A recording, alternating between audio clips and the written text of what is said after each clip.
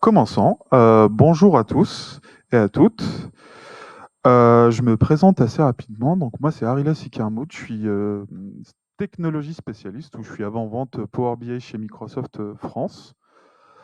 Avant de commencer, du coup, le grand merci à tous nos sponsors. Donc, vous avez la liste qui est juste là pour nos sponsors Coup de cœur et Gold Premium. Donc la conférence d'aujourd'hui ou la session d'aujourd'hui, c'est sur la CI/CD avec Power BI. Vous allez voir l'agenda que je vais vous présenter. En fait, il est hyper simple. On va principalement parler du mode développeur de Power BI Desktop et de l'intégration avec Git ou l'intégration entre Git et Fabric ou alors Power BI. On va dire Fabric. Un petit peu d'historique, peut-être que ça va rappeler des bons ou de mauvais souvenirs à quelques personnes sur la partie CI/CD. Donc, au tout début de Power BI, il y avait très peu d'outils pour faire du CI/CD pour le coup. Et je ne sais pas si vous l'avez déjà fait, mais grosso modo, moi, à l'époque, pour versionner mes fichiers PBX, en fait, j'avais plein de versions sur ma machine. Donc, ça allait de V0 jusqu'à V1, jusqu'à V2, ainsi de suite. Après, on a été un peu smart et on a découvert, j'ai découvert parce que c'est des choses qui existaient déjà avant, mais le versionning dans SharePoint. Et du coup, on n'avait plus besoin de faire tout ça. Il fallait juste poser le fichier dans SharePoint et puis après, SharePoint s'occupait de la partie versionning. Donc, au fur et à mesure, il y a eu beaucoup d'outils qui sont apparus au sein de Power BI pour faire du versionning. Peut-être l'un des plus gros outils, c'est les pipelines de déploiement. Donc, qui sont arrivés au niveau du service Power BI et qui nous permettent de déployer nos rapports et nos datasets d'un environnement à un autre. Alors quand je dis environnement, c'est plus d'un espace de travail à un autre, mais on peut considérer qu'un espace de travail peut être un environnement. Il y a eu beaucoup d'améliorations sur les pipelines de déploiement, notamment la partie où on avait rajouté tout l'historique de déploiement, les commentaires, le résultat du déploiement, ainsi de suite. Et puis, entre-temps, entre les deux, donc entre l'apparition des pipelines de déploiement et toute la partie historique, on a vu l'apparition de deux extensions dans Azure DevOps pour automatiser les déploiements Power BI. Grosso modo, ça nous permettait par exemple de déclencher un pipeline de déploiement depuis Azure DevOps. De renseigner, de rafraîchir juste un dataset, de mettre les bonnes chaînes de connexion dans le dataset, dans le bon workspace, ainsi de suite. Donc, on arrivait à optimiser et surtout automatiser pas mal de choses avec ces deux extensions-là. Tout ça n'est pas perdu parce qu'en fait, on va quand même le réutiliser. C'est juste que maintenant, alors je ne parle pas non plus des outils externes type ALM Toolkit qui nous permettaient déjà de faire pas mal de choses, mais là maintenant, en fait, ce qui est arrivé, c'est que maintenant, ça peut se faire nativement et ça se fait nativement. Je vous ai mis le schéma ici. C'est un peu ce qu'on va couvrir là lors de cette session. On va le faire brique par brique. Donc, déjà, la partie locale, donc sur la machine du développeur. Donc, le Power BI Desktop avec l'intégration Git local. Ensuite, comment on le synchronise avec un repo Git. Donc, en vrai, toute cette partie, l'intégration avec le repo Git était déjà possible même avant sur des fichiers PBX, et il y en avait qui le faisaient. C'est juste que maintenant, vous allez voir, c'est un peu plus amélioré. Et surtout, ce qui est nouveau maintenant, c'est cette partie-là. Donc, l'intégration entre Fabric et les repos Git dans Azure DevOps, qui est maintenant native et qui se fait assez facilement. On va directement commencer du coup par les prérequis pour faire tout ce que je vais vous montrer aujourd'hui, hein. Première chose, c'est que vos espaces de travail dans Fabric ou dans Power BI doivent être en premium. Donc, soit premium par utilisateur, ça fonctionne. Premium par capacité, ça fonctionne aussi. Ou alors avec les licences Fabric qui sont plus ou moins pareilles que les licences premium par capacité. Ensuite, il faut avoir aussi des licences Azure DevOps pour pouvoir avoir accès à un repo Git dans Azure DevOps.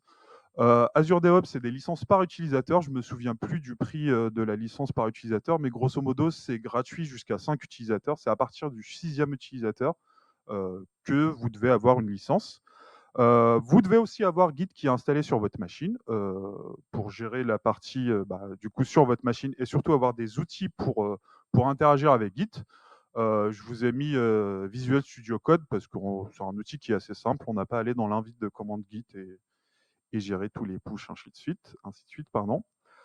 Les éléments qui sont pris en charge, il y en a 3 pour le moment. On a la partie rapport, donc rapport Power BI qui sont dynamiques, la partie rapport paginé, et la partie dataset.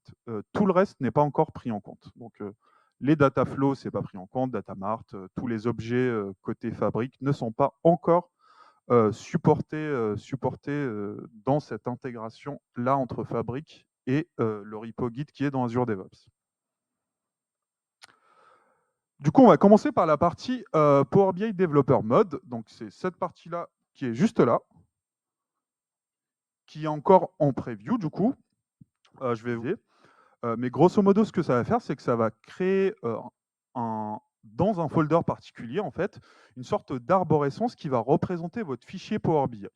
Ça sera réparti en un folder qui va contenir le jeu de données, un folder qui va contenir le rapport et quelques éléments qu'on va parcourir.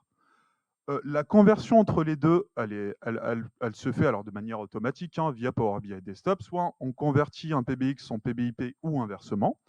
Et la publication à partir d'un PBIP est maintenant possible. Là où avant, on était obligé de passer par le PBX pour avoir le bouton push directement dans Power BI Desktop. Et bien, commençons. Du coup, là maintenant, je ne sais pas comment faire les deux. Est-ce que si je fais ça, vous m'entendez tous? Ok, bon, on va faire comme ça. Comment je fais?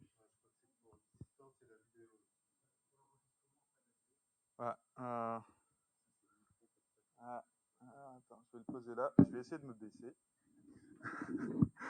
Est-ce que... Ouais, ça... Ah bah ouais.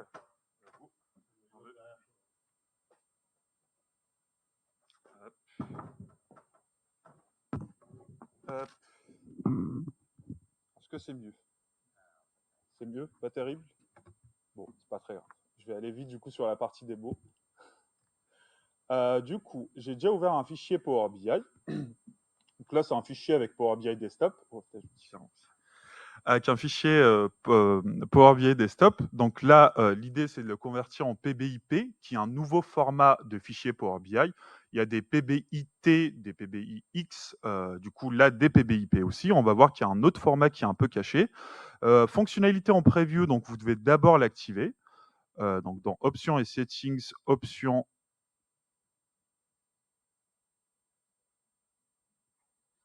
Charles-Henri, ça c'est toi. Allez, voilà. Fonctionnalité en preview, vous devez l'activer juste là.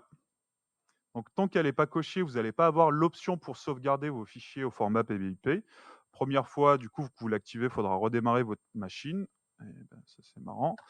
Du coup, moi je l'ai déjà activé, donc c'est hyper simple. Je vous montre un peu ma structure, à quoi elle ressemble. Je vais créer un nouveau dossier ici qui va contenir mon fichier PBIP. Hop, PBIP.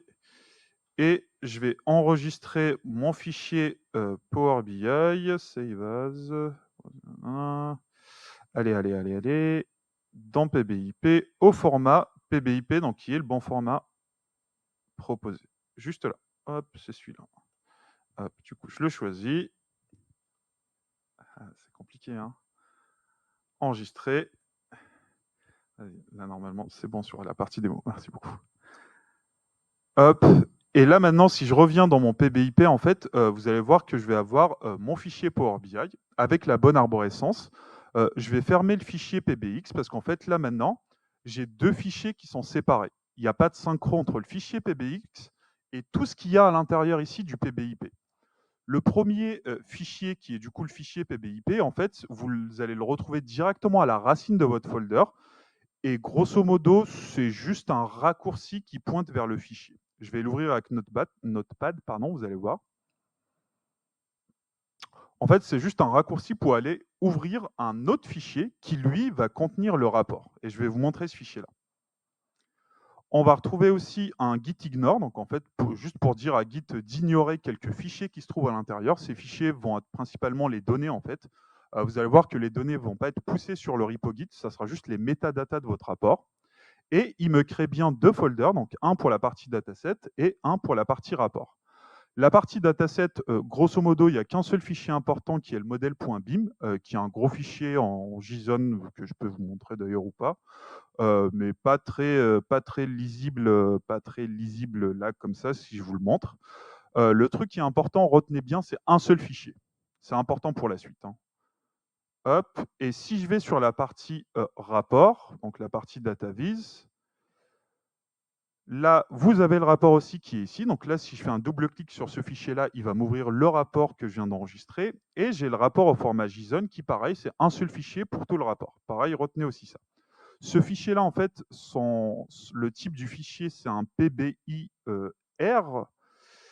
C'est où les propriétés déjà? Propriétés. J'ai agrandi un petit peu. Donc là, vous voyez, c'est un PBIR, alors, qui est en fait un autre format de fichier qui, lui, c'est le rapport, c'est le vrai rapport en fait. Là, si je fais un double-clic sur ce fichier-là, ça va me lancer Power BI Desktop et ça va m'ouvrir le rapport en question. Hop. Là où celui qui avait à la racine, donc le fichier PBIR, c'est juste un raccourci qui pointe vers ce fichier-là. Ce qui veut dire qu'en fait, on peut avoir plusieurs fichiers PBIP dans le même folder. On va avoir plusieurs raccourcis pour chacun des rapports en question, mais dans les faits, le rapport, il est là réellement. Donc bon, je ne vais pas le faire directement, faites-moi confiance. Et on repart sur la partie slide. Hop. Donc là, maintenant, ce qu'on a vu, c'est vraiment la partie locale Power BI Desktop. Pour l'instant, on n'a rien lié avec aucun repo ni quoi que ce soit, hein. Pour l'instant, on n'a vraiment rien fait. Et donc, on va le faire là tout de suite, du coup.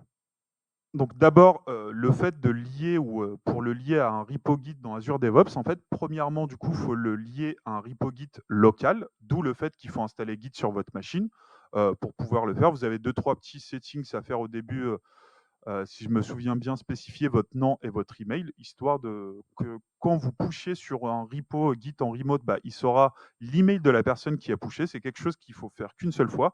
Mais voilà, au début, ça va vous demander de faire ça. Hop, donc pour le coup, comment faire ça? Première chose, c'est qu'il faut utiliser des outils pour manipuler Git. Encore une fois, on peut le faire en invite de commande directement.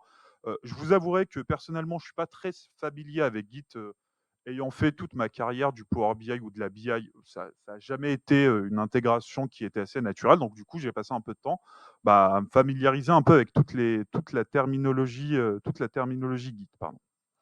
Donc comment le lancer? Je lance juste VS Code.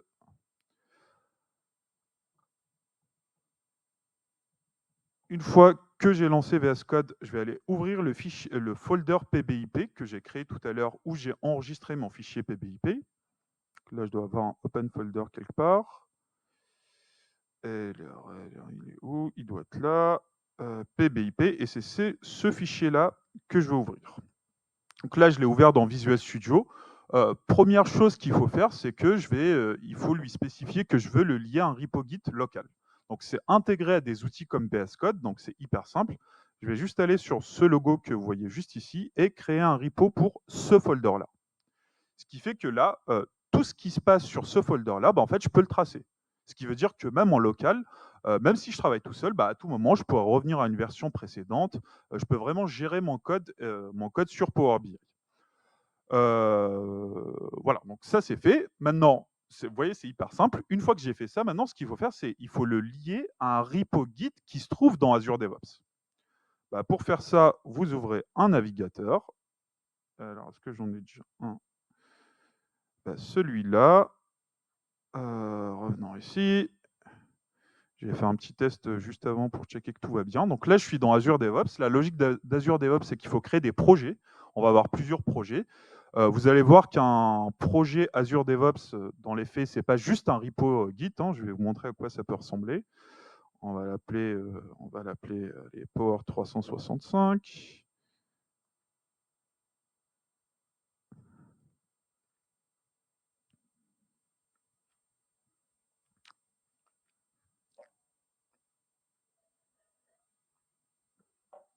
Ok, donc là, mon projet est créé.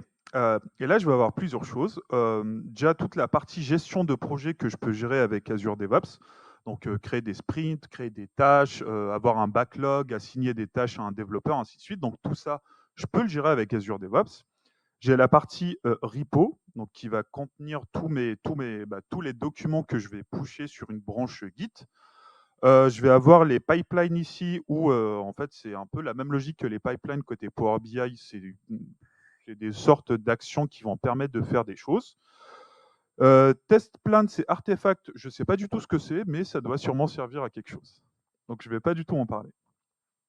Donc, allons sur la partie repo. Donc là, mon fichier PBIP, en fait, il faut que je le push sur ce repo qui est dans ce projet-là. Donc pour faire ça, pour l'instant, ce que j'ai fait, j'ai juste initialisé un repo Git sur ma machine, pardon. Et là, l'idée, c'est de lier ce repo-là avec le repo qui est dans Azure DevOps. Pour faire ça, pareil, c'est hyper simple. J'ai le lien en fait de mon repo Git, je le copie, je repars dans Azure DevOps, je dis à Azure DevOps de m'initialiser une branche remote, add remote, donc je vais zoomer juste un peu pour que vous voyez à quoi ça ressemble. Eh bien oui, hop, remote, add remote, il va me redonner la main pour mettre le lien, je le mets, hop, il faut que je donne un nom, donc 3, 6, 5 directement. Et une fois que c'est fait, donc là, tout est initialisé. Maintenant, il ne reste plus qu'à pousser mes modifications depuis ma machine vers le repo Git. Donc, première chose à faire, c'est toujours un commit. Je vais committer mes modifications. Là, Azure DevOps m'a détecté que, alors Azure DevOps, Visual Studio, pardon, ou Git plus exactement, m'a détecté qu'il y a tous ces éléments-là qui sont des nouveaux éléments. Donc, en fait, je vais tout committer. Alors, je ne vais pas cliquer sur plus un par un. Je peux le faire si je choisis de committer que certains éléments. Là, je vais tout committer. Donc, je vais juste cliquer sur plus ici. Je mets un petit message pour mon commit. Je vais dire init. Je commit tout ça. Donc là, je viens de committer. Pour l'instant, il n'y a rien qui se passe côté Azure DevOps parce que c'est normal, je n'ai pas encore pushé sur ma branche Git qui est dans Azure DevOps. Donc, je rafraîchis, hein, parce que peut-être qu'il s'est passé quelque chose, mais normalement, il ne s'est rien passé. Il s'est rien passé. Et là, maintenant, je vais publier sur ma branche qui est dans Git, dans Azure DevOps. Ça ne prend pas énormément de temps, ça doit prendre une dizaine de secondes. Et là, c'est bon. Si je reviens, donc je fais un petit coup de refresh.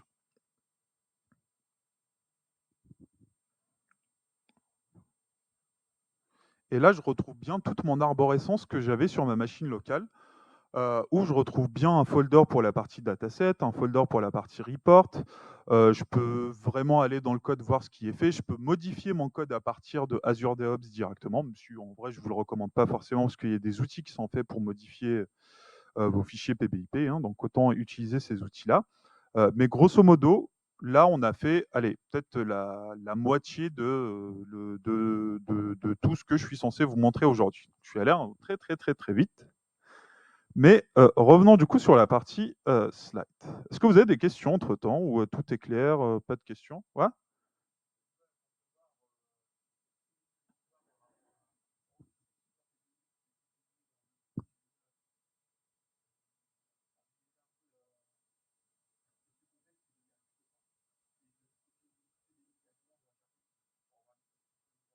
Ouais, je comprends. Alors, si le but, c'est juste d'avoir l'historique des versions, oui.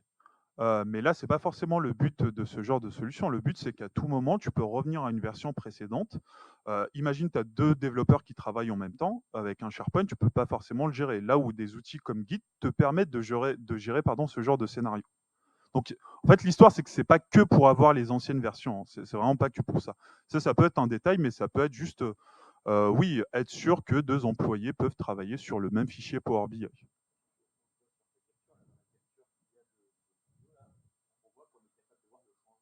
Ah, en plus. Exactement. Mmh. Là où un fichier binaire, c'est vrai que tu peux le voir, mais tu vas rien comprendre dans les faits. C'est pas compréhensible. Là où là, c'est un peu plus compréhensible. Enfin, beaucoup plus. Mmh. En soi, pourquoi pas, hein, je dis pas que c'est mauvais, mais ouais. Oui, oui, oui, bien sûr. OK, OK. Yes. Mmh. Ouais. Premium par utilisateur inclus. Très bonne question. Il me semble pas qu'on ait une liste de toutes les fonctionnalités qui diffèrent entre les F inférieurs à F64 et les P. Donc comme ça, je dirais oui, en sachant que si je fais le parallèle avec les licences A, côté Azure, les embedded, à part les fonctionnalités d'intelligence artificielle, tu as à peu près tout. Du style, tu peux pas créer un modèle de machine learning, faire appel aux cognitive services. Tu as toutes les fonctionnalités premium de Power BI. Tu as les pipelines de déploiement, par exemple. Donc, je pense qu'avec la licence pro, une F inférieure à F64, ça peut le faire. À tester, hein. Je ne l'ai jamais testé pour le coup, mais je pense que ça peut être jouable. Donc là, c'est la démo du coup que j'ai faite. Et du coup, bah, ça permet de répondre à ta question, hein. C'est que typiquement, ce genre de mécanisme va te permettre de répondre à ce use case-là. Tu as un développeur qui va travailler sur sa machine sur la partie dataset, par exemple, c'est ce que tu vois ici. Tu as un autre développeur qui peut travailler en même temps sur la partie rapport. Et ça, tu peux le gérer très bien avec Azure DevOps dans le sens où les deux vont pusher sur la branche Git. Alors là, dans ce cas-là, il n'y aura aucun conflit. Parfois, il peut y avoir des conflits, hein, notamment si tous les deux travaillent sur la partie dataset, tu auras un conflit. Et ce conflit-là, des outils comme Git en fait, te permettent de le gérer. C'est-à-dire que la personne qui est censée gérer ce conflit-là aura les deux vues et va dire OK, bah, soit j'accepte celle-là, soit j'accepte celle-là, ou je merge les deux et j'accepte un peu toutes les deux. Mais dans ce cas-là, il n'y aura pas de conflit, donc tout va bien fonctionner. Là où potentiellement, si les deux personnes travaillent sur le dataset, même si c'est sur deux tables différentes, hein, même si vraiment s'ils touchent juste la partie dataset en même temps, ils pushent en même temps, bah, il y aura un conflit. Et ça, c'est important parce que vous allez voir, je vais vous partager un peu de roadmap et vous allez voir qu'on va répondre à ce besoin-là.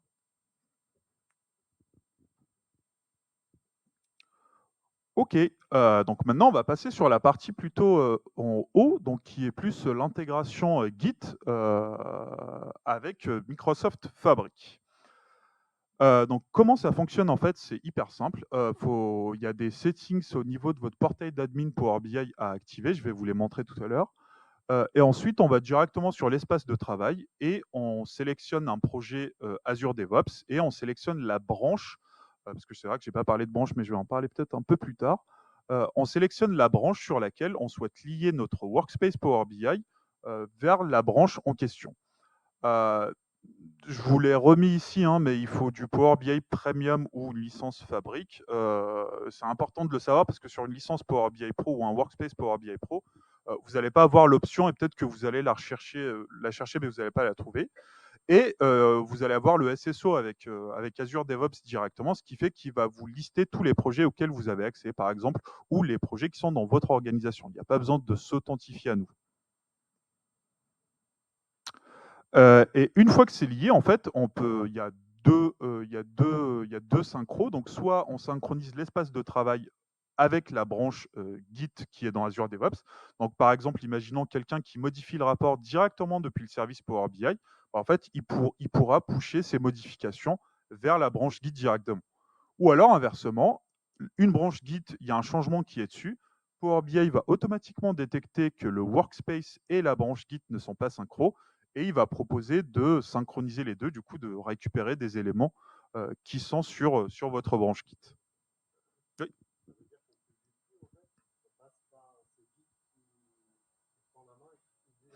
Il y a les deux, pour le coup. On peut juste publier et puis ça fonctionne très bien. Maintenant, si on veut avoir un système qui va contrôler notre code, là, il vaut mieux passer par Git. Alors, il peut ne pas du tout contrôler le code, hein, si, exactement, avoir tous les bénéfices d'un système comme Git et puis après, rattacher ça à un workspace Power BI directement. Et ben, on va faire ça du coup. Hop, je vais revenir. Donc là maintenant, j'ai bien, tout mon code qui est ici. Je vais aller sur Power BI, je vais créer un nouvel espace de travail. Hop. Alors juste avant, je vais vous montrer les settings à activer. C'est vrai que c'est important parce que sinon, ça peut ne pas fonctionner. Du coup, sur votre portail d'administration Power BI, sur les tenant settings, il y en a 3, notamment 2 qui sont assez importants, qui sont juste, l'un à côté de l'autre. Donc l'un, c'est juste pour autoriser la synchro entre Git et des espaces de travail Power BI. Et le deuxième, pour autoriser si jamais votre repo Git n'est pas dans la même région que votre capacité Power BI. Quand c'est sur différentes régions, il faut quand même l'autoriser. Parce que, imaginons, vous avez une capa qui est, je ne sais pas, aux États-Unis et puis votre workspace, votre projet Azure DevOps qui est en France. Bah, en fait, si ce setting-là n'est pas activé, ça va pas fonctionner. Alors, Power BI envoie un message d'erreur assez explicite pour vous dire que vous n'êtes pas dans la même région et que c'est bloqué. Donc, vous avez ce setting-là à venir checker. Mais une fois que c'est fait, donc là, je vais revenir, je vais créer un espace de travail. Je vais l'appeler Power 360.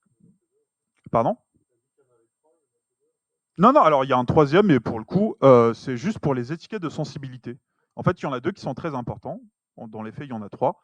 C'est vrai que le troisième, je l'ai juste affiché, il est juste là, mais bon, je ne l'ai pas forcément détaillé. Hop, 3, 6, 5. Allez, ça me va. Je vais dire appliquer. Et donc, une fois que c'est fait, trois petits points ici. Dans les settings du workspace, vous avez un menu Git, intégration avec Git. Vous choisissez votre organisation, donc qui est un peu votre tenant. Vous choisissez le projet en question, parce que vous pouvez avoir plusieurs projets. Donc là, tout à l'heure, j'ai créé un projet où j'ai mis mon code. Donc je vais reprendre ce projet-là qui s'appelle Power 365. Le repo Git, c'est le bon repo. Et puis la branche en question, je vais prendre la branche main directement, qui est ma branche principale. Je vais me connecter et synchroniser le contenu. Donc là, en fait, ce que ça fait, vous voyez, mon workspace, il est vide. Directement, ça va me récupérer tous les éléments qui sont dans mon guide côté Azure DevOps, pardon, dans mon workspace Power BI. Et ça va me créer un élément que j'avais pushé sur mon repo côté Azure DevOps. Ça prend un peu de temps, une trentaine de secondes à peu près, mais ça fonctionne assez bien. Je ne sais pas si vous avez des questions entre-temps.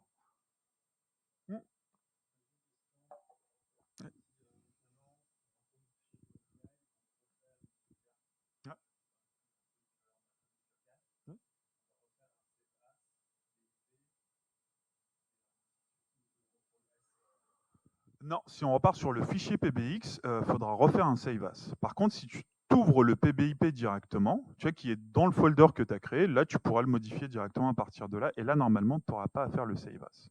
À refaire, à checker, mais il me semble que non. Je ne sais pas, Charles-Henri, si tu as déjà testé. T'as raison. Ouais.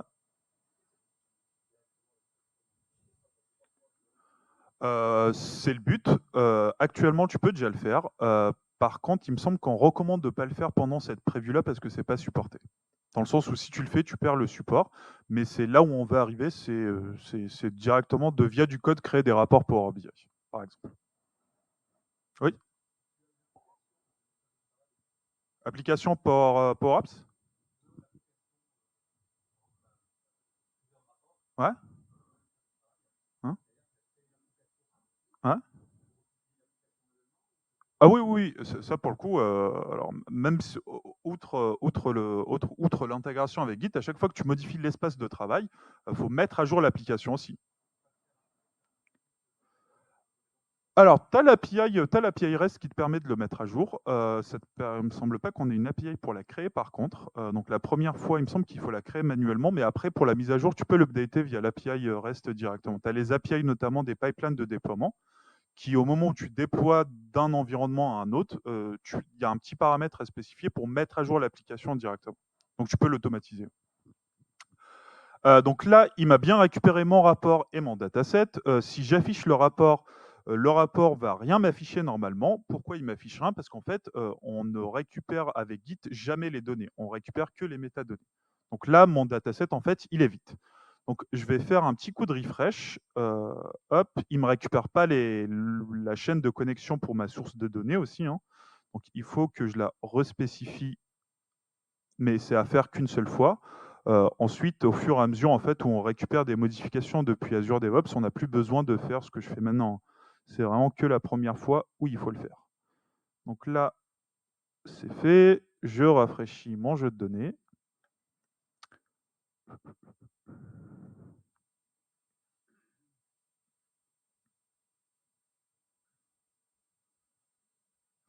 Et donc là, normalement, je vais bien voir mes données sur mon rapport. Je vais juste vider le cache. Hop.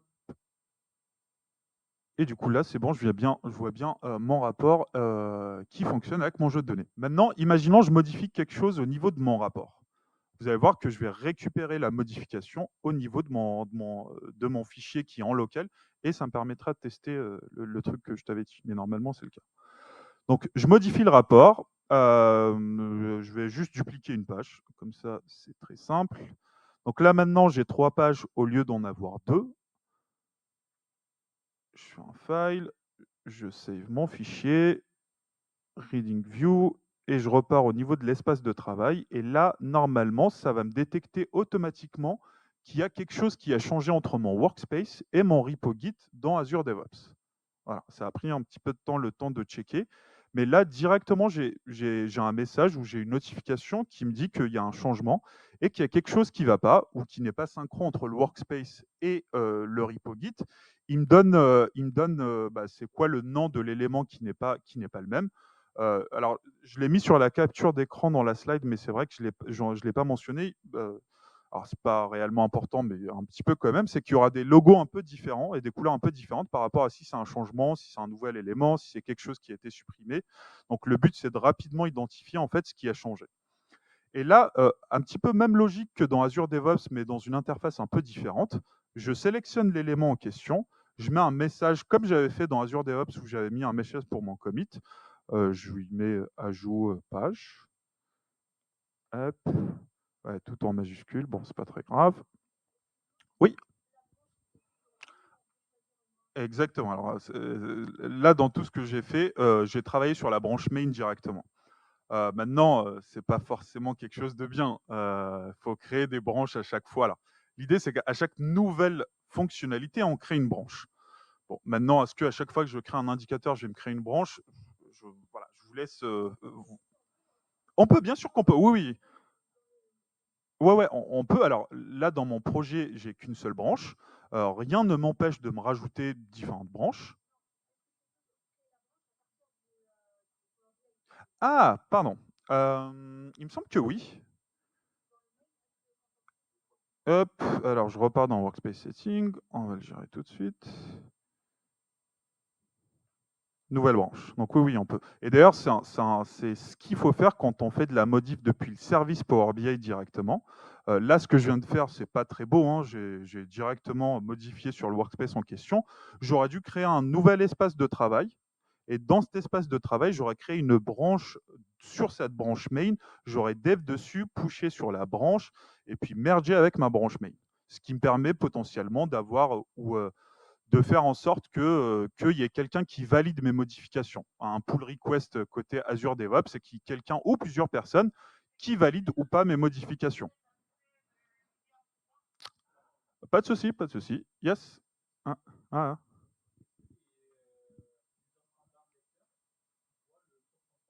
Alors, des lecteurs ne vont jamais avoir accès à l'espace de travail. À part si tu leur donnes le rôle viewer ou visionneuse, je suis même pas sûr qu'ils aient accès parce qu'ils n'ont pas les droits en modification. Donc même ils voient le bouton, ils n'ont rien à faire.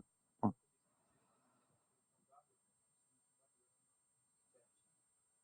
La notion de quoi, pardon? Ouais. Via l'application, tu veux dire? Ah oui, non, non, via l'application, c'est totalement invisible. Ils verront pas que c'est rattaché à un Git ni quoi. Non, non, non, non. Et en vrai, l'application, c'est une sorte de 2 objets différents, hein. Même si ton workspace, il y a quelque chose qui cloche, ça va pas forcément impacter l'application. Non, non, non, non, non. À part si tu mets à jour ton application avec une erreur, là oui, ça va se répercuter sur l'application. Mais sinon, comme ça, non. Donc là, qu'est-ce que j'ai fait? J'ai rajouté une nouvelle page, j'ai pushé mon code sur ma branche Git dans Azure DevOps, et maintenant, en fait, je vais récupérer mes modifications sur ma branche locale qui est sur ma machine. Donc là, l'histoire, c'est quoi? 2 minutes. L'histoire, c'est quoi? C'est je suis un développeur, je commence ma journée. Bah, avant de commencer à dev, je vais récupérer toutes les modifications qui ont été faites sur la branche par d'autres collègues potentiellement, si on a qui ont été déjà faites. Là, du coup, pour faire ça, c'est via Visual Studio. Et là, vous pouvez me dire, ouais, c'est dommage que ce ne soit pas via Power BI Desktop directement qu'il faut faire tout ça. Oui, c'est dommage que ce n'est pas via Power BI Desktop pour le coup. Mais pour l'instant, on n'a que Git pour faire ça. Donc là, je viens sur les 3 petits points, je fais un pull et là, je vais récupérer toutes les modifications qui sont sur en fait, je vais récupérer le repo Azure DevOps directement sur ma machine.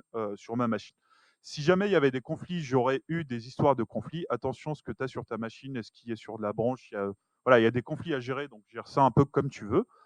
Et là, si je repars du coup sur mon fichier Power BI qui est dans mon folder PBIP directement, donc ce fichier-là, je l'ouvre. Normalement, je vais avoir 3 pages et pas 2.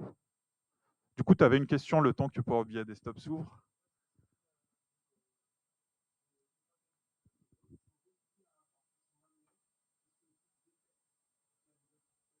Il va détecter qu'il y a un nouvel élément. Par contre, le rapport que j'ai pushé, c'est plus ou moins important à savoir, mais le rapport que j'ai pushé via Git n'est plus téléchargeable. C'est-à-dire que je ne peux pas le télécharger au format PBX, ce qui n'est pas très grave parce que je peux l'avoir via mon repo Git. Hein. Et d'ailleurs, c'est quelque chose qui peut être envisageable pour, si jamais vous avez des datasets où vous avez activé l'XAML endpoint et vous avez fait des choses qui bloquent le téléchargement, bah, vous pouvez très bien le lier à un repo Git et puis après cloner votre repo Git sur votre machine locale. Comme ça, vous pouvez l'avoir. Là où avant, si vous n'aviez pas une copie, bah, vous êtes un peu perdu. Et donc là, on voit bien qu'on a nos 3 pages. Donc j'ai bien récupéré la modif côté que j'ai faite sur le service Power BI sur ma machine locale. Donc ça, c'est sur le fichier PBIP. Donc ça, on s'attendait un peu à ça, c'est normal. Maintenant, si j'ouvre le fichier PBX, normalement, je ne suis pas censé voir ma 3e page. Parce que vraiment, pour le coup, c'est censé être 2 choses qui sont totalement déconnectées. Et s'il y a la 3e page, bah, du coup, Charles-Henri s'est trompé. 2 secondes. Est-ce qu'il y a d'autres questions en attendant que Power BI Desktop se lance?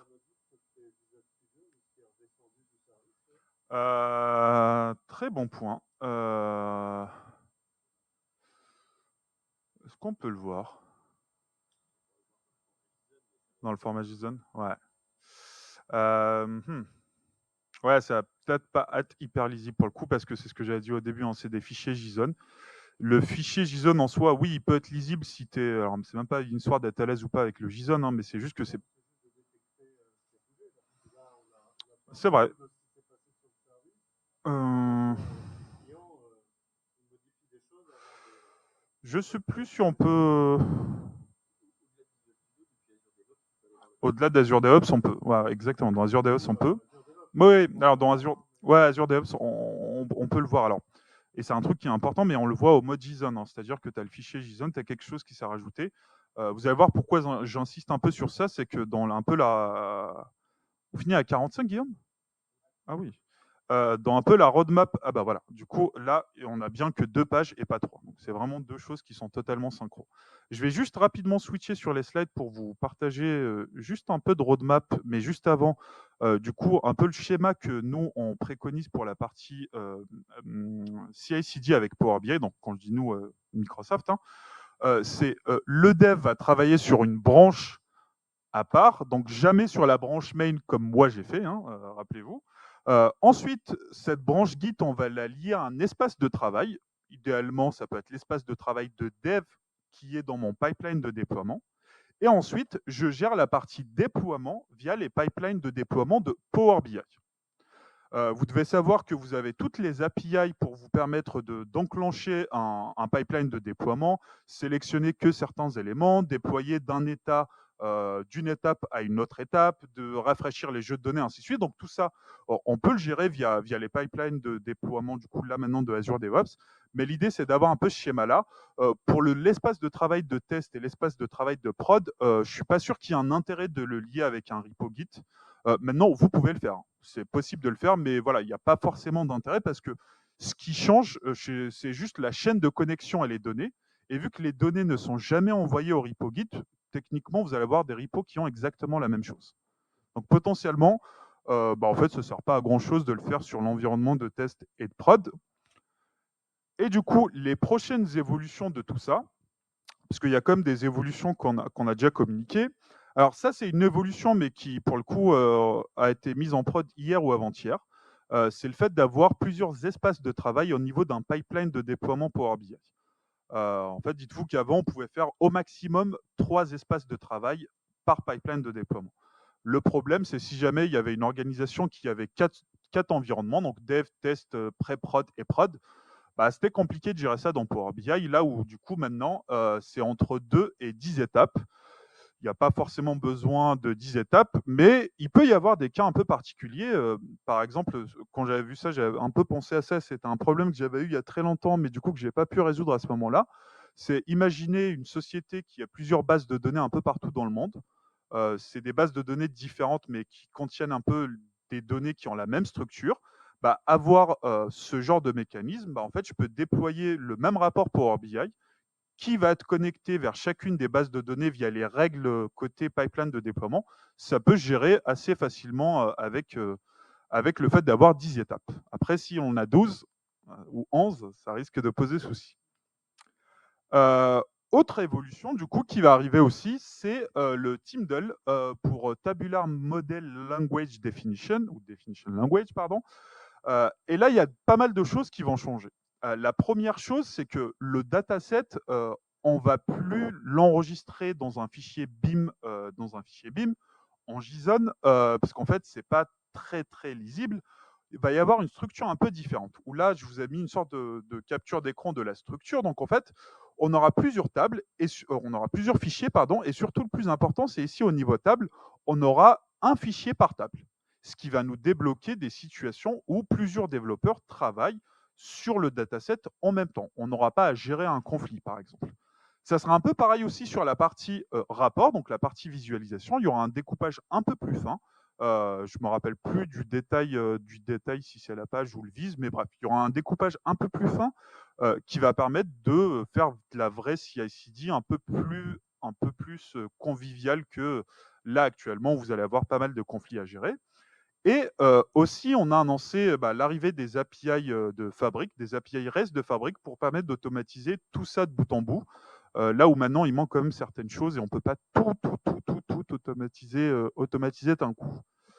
Il me semble que c'était la dernière slide. Juste 2 points avant. Parce qu'on me pose souvent la question sur l'intégration avec GitHub. Donc, je ne sais pas si c'est une question que vous posez ou pas, mais c'est quelque chose sur laquelle on travaille. Donc, ça va arriver bientôt. Je ne l'ai pas forcément mis dans la slide, mais voilà, ça, c'est le prochain sur la liste. Et je vous remercie. Est-ce que vous avez des questions? Il nous reste 2 minutes. Ouais.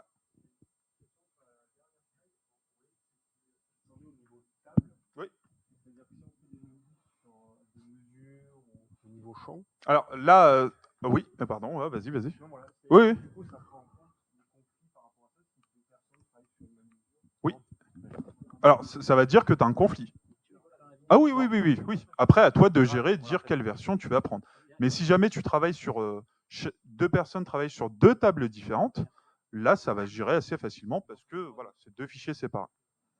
Là où maintenant, on n'a qu'un seul fichier pour toute la partie dataset. Oui, oui, ça sera alors ce sera le format PBIP, c'est juste que les fichiers que je vous ai montré, par exemple le BIM, le fichier BIM, ça sera plus en JSON, mais ça sera dans ce langage-là qui est peut-être un peu plus lisible pour le coup. Au début, on pourra choisir. Maintenant, à un moment, on va forcément faire que du TMD.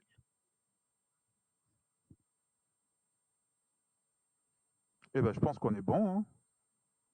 On est bon? Yes. Hop, j'en reviens. Ici, dans la partie commit, je vais avoir. Là, il y en a que 2, hein, parce que c'est la fois où j'ai publié depuis ma machine et la fois où j'ai publié depuis mon workspace. Mais là, par exemple, sur celui-là, quand j'ai rajouté juste la page, je vais cliquer dessus. Et là, mais voilà, c'est pas très. Alors, je sais plus comment je peux side by. Ah, voilà. En fait, c'est tout ça. C'est en vert, c'est de l'ajout. Là où avant, il n'y avait rien. Bah, en fait, maintenant, il y a des choses qui sont rajoutées. Bah, voilà. Là où, du coup, c'est pour ça que j'avais dit que le nouveau langage, du coup, sera peut-être un peu plus. Hum, hum, hum.